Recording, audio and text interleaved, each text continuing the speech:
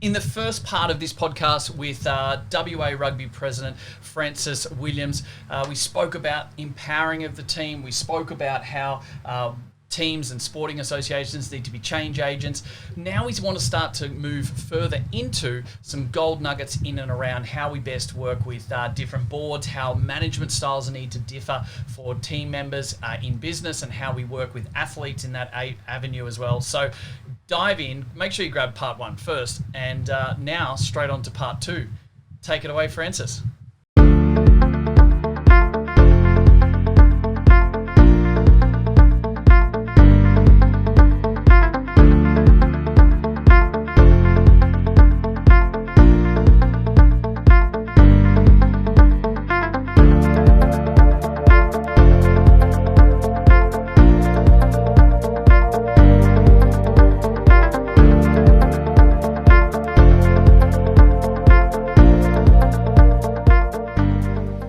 Players that are doing that are the players that you see hit that 78%. You know, that 22% are the players that aren't doing it. Yeah, right. Okay. And so how does this translate for rugby? And obviously sort of we'll link this to the business side of things and team members, etc. I mean, how does this sort of relate, obviously, to your management style and the people that are actually involved? Obviously, there's going to be a different backgrounds. Some are going to be more corporate wise. Some are going to be coming from, ex-rugby players, etc. If we can, let's sort of talk about how you, as board and president of WA Rugby, etc., how you best manage that, and like how do we, work with those people and get the best out of the talent that we have around us? Yeah, sure, absolutely. And I think it was actually a learning curve for me at the start as well. There, Jason. Yeah. I think we all continuously learn through this process. Yeah. I think regardless, isn't it? Yeah, absolutely. And I dove in, and I probably got in. Excuse the swimming pun, but yeah. Yeah. Well, exactly. Pun not intended, but I'll appreciate it. Yeah. So I went in and tried to get involved into everything I could, which was a mistake, because I saw things that needed to be fixed, but I didn't have an appreciation at the time or an understanding of the skill sets of the people that were working in the organisation to be able to do that. Yeah, and that's something that I had to learn very quickly. Can't be everything to everyone, can you? No, and look, it's something that you have to be able to step back and empower the people to be able to do it, but.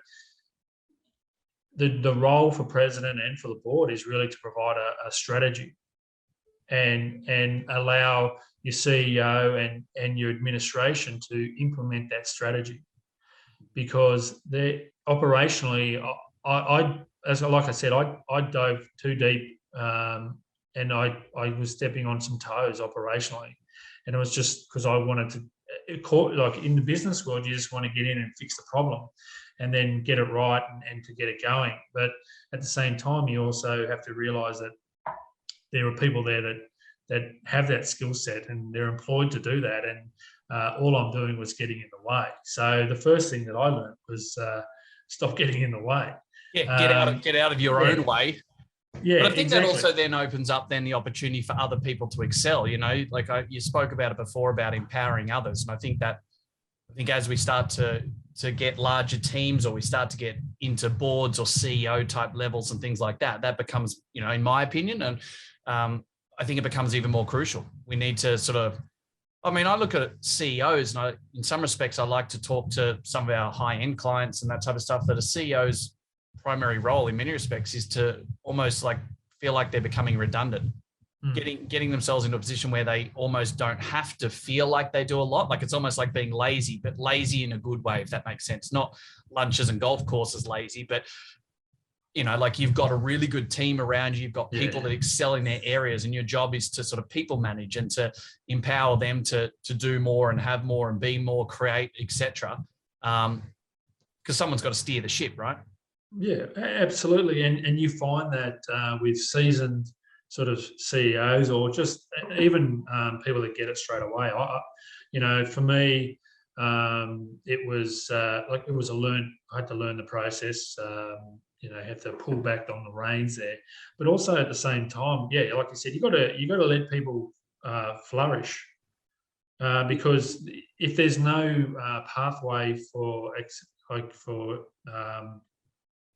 your sort of your corporate and professional development, then you're going to look elsewhere, because sport doesn't pay that much, really. Let's be honest. Sport is, it's salaries based on what we can pay you and how much you love the game.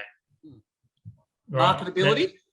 Well, exactly. Well, that's it. It's the marketability of the product. But the reality is that there's always it's exactly the same for people that work within. It could be teaching or carers, etc., where there's always an element of that's played off for passion or for where your drive is versus your salary as well. So but at the same time, you still need to provide those stepping stones. And you touched on a graduate coming into the business and learning all the way through. I think that's extremely important to continually have that pipeline of people coming into the business.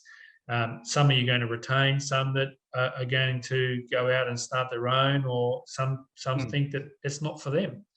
So I think it's kind of interesting, if I can jump in there as well, because I do know there are a lot of business owners, sort of health and medical, that probably don't think of this as much. Like, regardless of how good your business and team is, and like one of my companies, like we're the most awarded health company in Australia. We picked up state and national and a couple of international awards and all that type of stuff over the last 15 years. It's amazing, right? But even that in itself, we're not the upper echelon. People aren't just going to go to do that type of, be in that type of business. We have to still know, and we do know, that in itself is still just a stepping stone to something else, bigger, better, different, more innovative, more creative. So I think that everyone needs to understand that as well, that we're all pieces of the puzzle, and it's not the perfect pathway or perfect pipeline for everyone at all times as well. So I think, I'd just like to throw that in there as well, because I really think that sometimes we can get to a point where we think this is the best way and the right way and everything. But, there's always going to be someone that wants to do it different, or use that as a stepping stone to something else or different. And that's not a bad thing either. It's going to help all of us drive forward and be better at everything we do. Well, I mean, that's what drove you to where you are as well. Yeah, correct. So, but and I think probably, and just touching on that is and you mentioned that I got in my own way, and I think some CEOs find that as well. So that they can't let go of the reins. So particularly if they've started the company, that's their company, it's their baby. Yeah. And one of the most dangerous words, I think, mate. It's like it's my little baby. Yeah. Ooh. And that's it.